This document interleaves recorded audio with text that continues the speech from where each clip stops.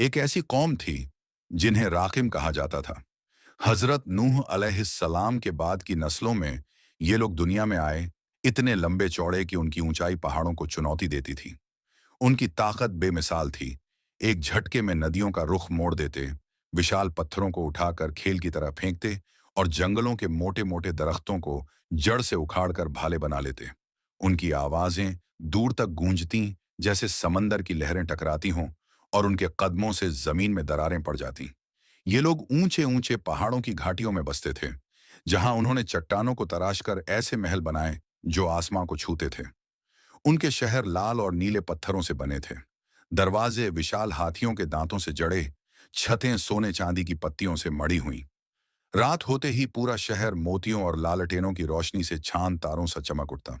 जिन्हों की दुनिया में जब इन राकिमों की खबर पहुंची तो बड़ा हंगामा मच गया। जिन्होंने कहा, ये इंसान हमारी बराबरी कैसे कर सकते हैं। उन्होंने अपनी पूरी कव्वत इकट्ठी की।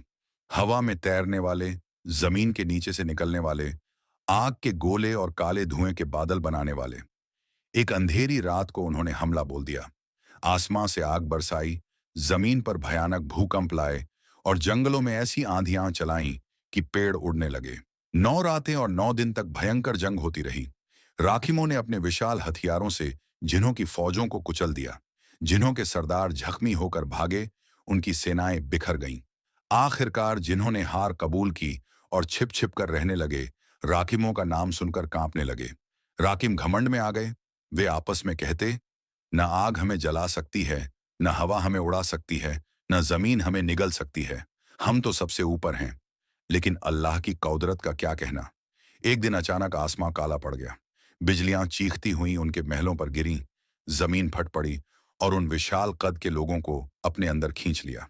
तेज आंधियां चलीं, नदियां उफन कर शहर पर टूट पड़ीं और पहाड़ों के टुकड़े ढहकर सब कुछ दबा गए। सुबह हुई तो वहां सिर्फ खामोशी थी। न महलों की निशानी बाकी, न राखिमों का कोई नामो निशान। सिर्फ ऊंचे ऊंचे पत्थरों के ढेर और सबक कि घमंड करने वाले, चाहे कितने भी ताकतवर हों, आखिर में राख में मिल जाते हैं।